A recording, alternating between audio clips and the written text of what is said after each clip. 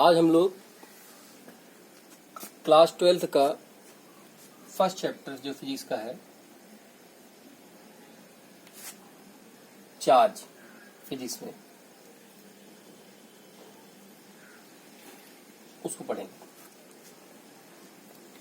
देखिए, आप लोगों ने सामान्य रूप से दैनिक जीवन में कुछ घटनाओं का अनुभव किया होगा। जैसे कि आपने देखा होगा कि जब आप टीवी स्क्रीन, जो कि पुरानी वाली हमारी टीवी थी, उस टीवी स्क्रीन के पास जब आप जाते हैं और टीवी ऑन होती है तो आपके हाथ के जो रोए होते हैं वो टीवी स्क्रीन की ओर अट्रैक्ट हो जाते हैं।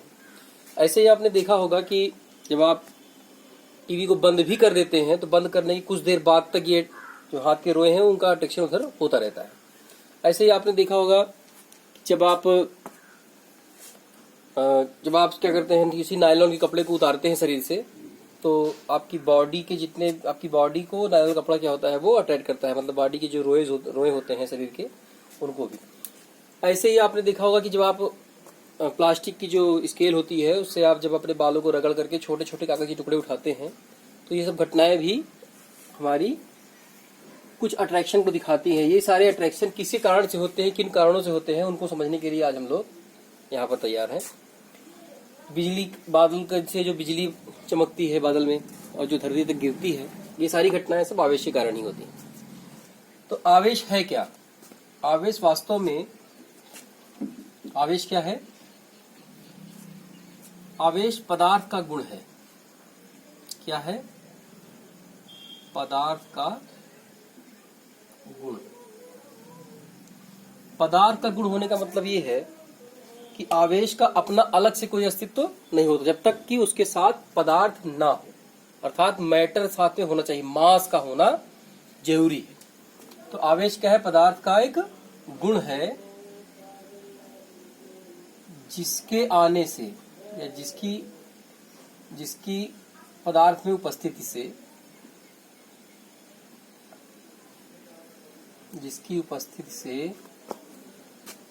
पदार्थ में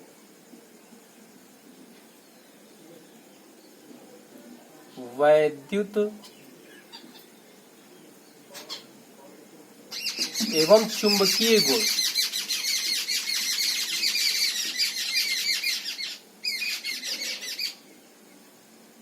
आ जाते हैं,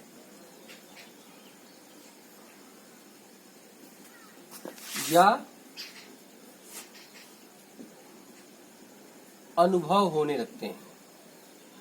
इन गुणों का हमको अनुभव होने लगता है।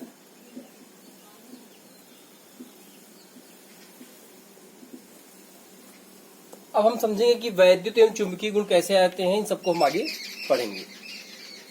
अब अगर हम जब आवेश को उसकी स्थिर अवस्था में उसके गुणों का अध्ययन करते हैं तो इसको हम स्थिर वैद्युतिकी के अंतर्गत पढ़ते हैं। स्थिर वैद्युतिकी में आवेश और आवेश की स्थिर स्थिति के बारे में पढ़ा जाता है और उसके क्या क्या गुण हैं इनके बारे में पढ़ा जाता है। तो हम लोग यहाँ पढ़ेंगे वैद्युत स्थैतिकी।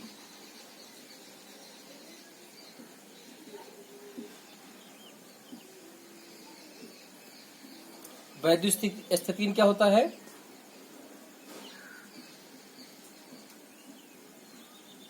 आवेश की स्थिरावस्था, यानी मूवमेंट कोई ना होता, चार्ज हमारा मूव न करे, स्थिरावस्था में गुणों का अध्ययन। इसको इलेक्ट्रोस्टैटिक्स बोलते हैं इंग्लिश में, इलेक्ट्रोस्टैटिक्स। अब आपने जान लिया कि आवेश क्या है। इसको हम इस तरह भी कह सकते हैं कि किसी पदार्थ पर जब आवेश आ जाता है तो वह पदार्थ कुछ हल्की और अत्यंत हल्की वस्तुओं को, जो जिन पर कोई आवेश नहीं होता, उनको अपनी ओर आकर्षित करने लगता है। ये भी हम कह सकते हैं। अब आवेश के बारे में अगर हम बात करें तो आवेश को हमने जान लिया कि आवेश एक प्रकार की राशि है, तो राशि की जिसका कोई मात्रक होगा। तो हम आवेश के मात्रक के बारे में पढ़ेंगे। आवेश का मात्रक।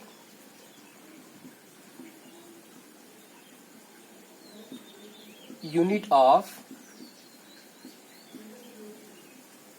चार्ज। आवेश की मात्रा को पढ़ने के लिए पहले हम एसआई पद्धति के हिसाब से पढ़ेंगे। एसआई सिस्टम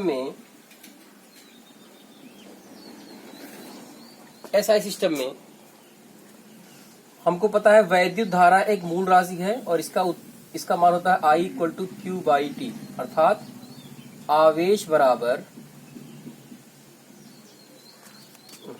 क्षमा कीजिएगा, वैद्युत धारा बराबर, आवेश बराबर बाद में लिखेंगे, आवेश प्रवाह की दर, अर्थात आवेश बटे समयांतराल। अब हम इस आवेश बटे समयांतराल को थोड़ा एक प्रकार से और देखेंगे। यहां से हमको मिल जाएगा Q बराबर IT, मतलब आवेश बराबर वैद्युत धारा गुणे समय। अब आपको पता है कि I का मात्रक क्या होता है, तो यहां पर हो जाएगा Q का मात्रक बराबर I का मात्रक गुणे T, यानी समय का मात्रक।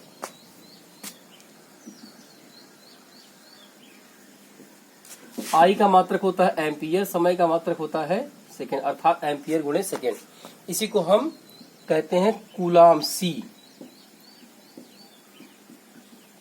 कूलॉम, अंग्रेजी में इसको लिखा जाता है COULOMB, कूलॉम।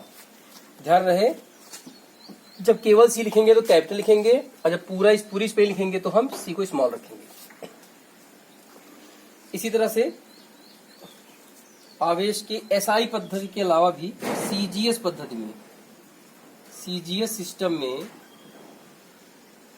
आवेश का जो मात्रक है वो है ESU, या इसी को हम बोलते हैं फ्रैंकलिन, और एक है EMU। इसको कुछ लोग इलेक्ट्रोस्टैटिक यूनिट, इसको इलेक्ट्रोमैग्नेटिक यूनिट भी कहते हैं। अब ध्यान दीजिए, ESU, एक कूलाम बराबर होता है 3 × 10⁹ ESU या फ्रैंकलिन, और एक कूलाम बराबर होता है 1/10 पार्ट ऑफ EMU। अगर हम ESU और EMU को भाग कर दें